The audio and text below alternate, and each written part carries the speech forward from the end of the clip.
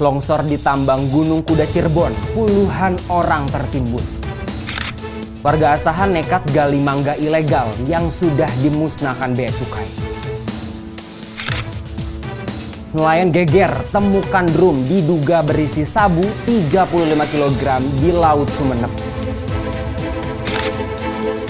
MUI dukung Prabowo soal akui Israel jika Palestina merdeka. Menteri Tenaga Kerja hapus syarat batasan usia pada rekrutmen pekerja. Houthi balas dendam, gempur Tel Aviv usai pesawat haji dibom. Ranking FIFA Timnas Indonesia meroket jika hancurkan Cina. Bersama saya, Muhammad Soekardi. Inilah berita-berita headline iNews ID hari ini. Tragedi longsor terjadi di kawasan pertambangan Galian C, Gunung Kuda, Desa Bobos, Kecamatan Duku Puntang, Kabupaten Cirebon, Jawa Barat. Puluhan penambang dilaporkan tertimbun. Informasi sementara diperoleh iNews dari lokasi hingga pukul 15.16 waktu Indonesia Barat, sebanyak 9 orang penambang ditemukan tewas. Sementara itu Kapolres Cirebon Kombes Pol Sumarni sebelumnya menyebutkan 9 penambang yang terluka dilarikan ke rumah sakit. Selain itu material longsor juga menimbun puluhan kendaraan. Dalam sejumlah video yang beredar terlihat puluhan truk pengangkut material batu terjebak di medan yang penuh bongkahan batu besar dan kepulan debu tebal. Sementara alat berat terus berupaya mengevakuasi di area yang cukup curam dan berbahaya. Para pekerja dan warga setempat tampak berusaha menyelamatkan diri serta membantu proses pencarian korban. Longsor menimbulkan kepanikan di sekitar lokasi. Tragedi ini bukan yang pertama terjadi di Gunung Kuda, Desa Bobos. Mengingat kawasan tersebut memang dikenal sebagai area tambang aktif dengan tingkat risiko yang tinggi. Hingga saat ini pihak berwenang bersama tim SAR masih terus melakukan upaya evakuasi dan pencarian korban yang diduga masih tertimbun. Aksi nekat warga Desa Bagan Asahan, Kabupaten Asahan, Sumatera Utara bikin geleng-geleng kepala. Warga nekat menggali kembali mangga ilegal asal Thailand yang sudah dimusnahkan. Mangga ilegal itu sebelumnya dikubur oleh petugas bea cukai Teluk Nibung. Buah-buahan impor itu sudah disiram dengan cairan bakteri pembusuk yang berbahaya jika dikonsumsi. Dalam video yang viral di media sosial terlihat awalnya petugas mengubur 9,5 ton mangga asal Thailand yang diamankan bea cukai Teluk Nibung karena masuk tanpa prosedur karantina resmi. Pemusnahan dilakukan bersama Balai Besar Karantina Hewan, Ikan, dan Tumbuhan Sumatera Utara pada Kamis 22 Mei lalu. Proses pemusnahan dilakukan dengan mengubur mangga dan menyiramnya menggunakan cairan efektif mikroorganisme 4 atau EM4 yang mengandung bakteri pembusuk organik. Namun hanya dalam hitungan jam warga nekat membongkar lokasi dan membawa mangga-mangga tersebut dengan karung. Video aksi warga ini langsung viral di media sosial. Sementara itu Kepala Karantina Tanjung Balai Asahan Domu Sinaga mengecam keras tindakan warga yang membahayakan kesehatan diri sendiri. Menurutnya EM4 memang dipakai untuk menghancurkan buah secara organik dan mencegah tumbuh kembali, namun tidak aman untuk dikonsumsi manusia. Domu menegaskan pihaknya sudah memberi sosialisasi sejak awal, namun warga tetap membandel. Potensi gangguan pencernaan bahkan keracunan terbuka lebar jika mangga tersebut dikonsumsi. Nelayan di Pulau Masalembu, Kabupaten Sumeneb, Jawa Timur dibuat geger dengan penemuan drum yang diduga berisi 35 kg narkotika jenis sabu di tengah laut. Drum tersebut ditemukan terapung di perairan barat daya pulau tersebut Jumat kemarin. Temuan menggegerkan ini memunculkan dugaan kuat adanya jaringan penyelundupan narkoba melalui jalur laut di wilayah Kepulauan Madura. Kronologi penemuan 35 kg benda diduga sabu itu berawal saat 4 nelayan asal Dusun Ambulung, Desa Sukajeruk, Kecamatan Masalembu sedang melaut sekitar 4 mil dari garis pantai. Keempat nelayan yaitu Sirat 60 tahun, Naim 30 tahun, Fadil 25 tahun, dan Mastur 40 tahun melihat drum besi mencurigakan mengapung dan memutuskan membawanya ke darat. Setibanya di darat, rasa penasaran mendorong mereka membuka drum tersebut. Di dalamnya mereka menemukan 35 bungkus plastik bersegel rapi yang diduga berisi sabu. Setelah melihat isi drum, Mastur segera melaporkan ke Koramil 082722 Masalembu. TNI pun langsung berkoordinasi dengan Polsek Masalembu. Aparat gabungan segera mendatangi lokasi penemuan dan mengamankan seluruh isi drum. Barang bukti kini diamankan untuk diperiksa lebih lanjut. Kapolsek Masalembu, Ibda Asnan, mengatakan pihaknya masih menyelidiki asal-usul barang tersebut dan meminta keterangan dari para saksi. Majelis Ulama Indonesia mendukung pernyataan Presiden Prabowo Subianto soal Indonesia siap mengakui Israel apabila negara itu mengakui kemerdekaan Palestina.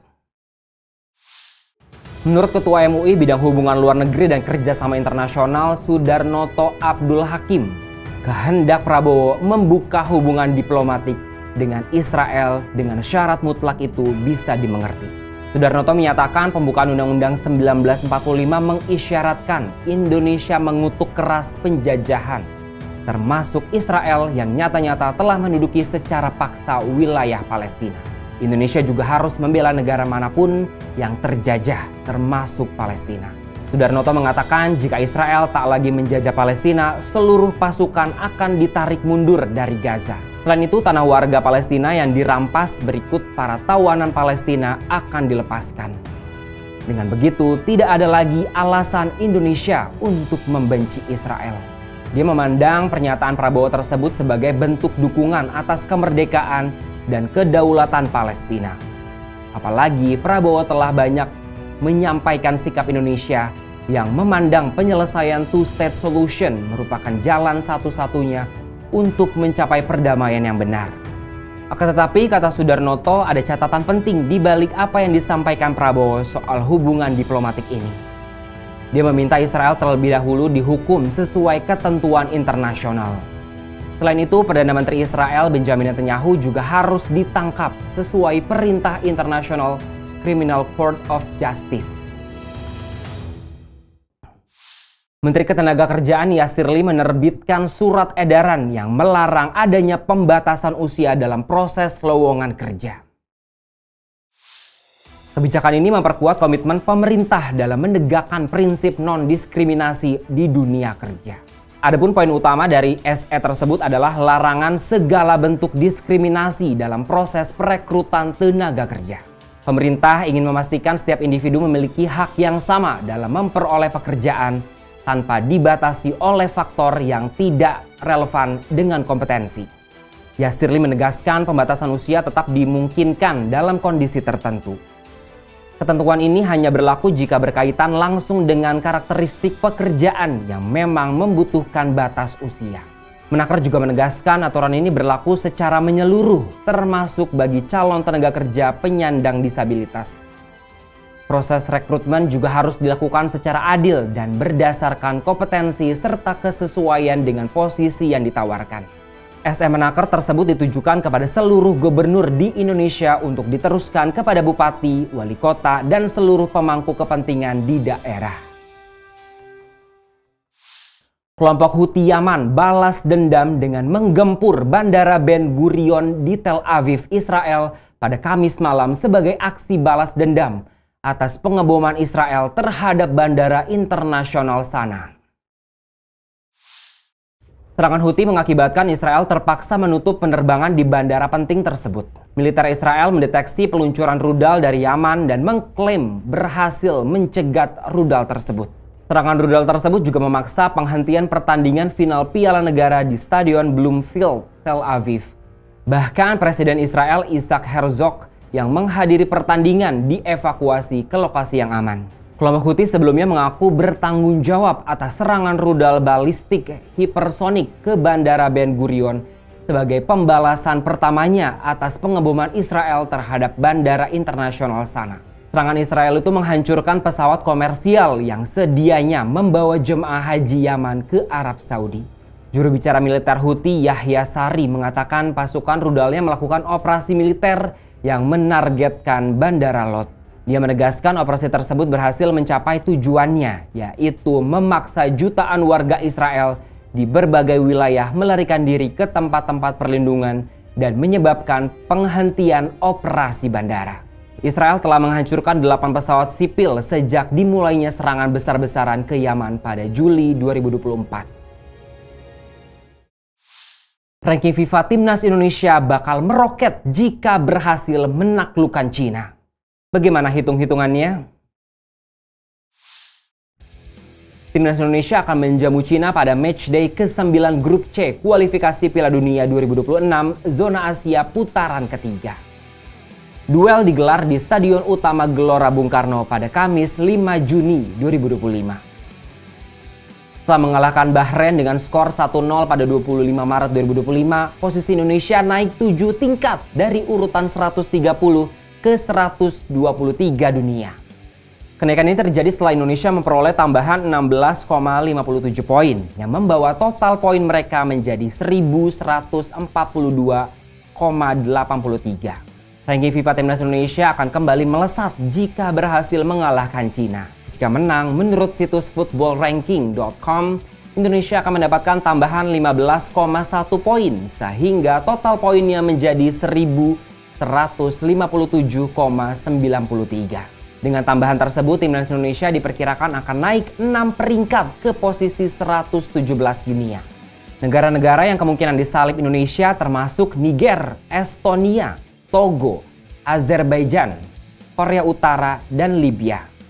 Lebih dari itu, jika secara mengejutkan Timnas Indonesia mampu mengalahkan Jepang pada pertandingan ke-10 Grup C yang digelar pada Selasa 10 Juni 2025, Timnas Indonesia akan memperoleh tambahan 21,91 poin. Dengan begitu, total poin skuad Garuda akan meningkat menjadi 1.179,84 yang bisa membawa Indonesia naik ke peringkat 113 dunia. Timnas Indonesia juga akan berpotensi lolos langsung ke Piala Dunia 2026. Demikianlah berita-berita headline iNews ID hari ini. iNews ID, cepat, terpercaya.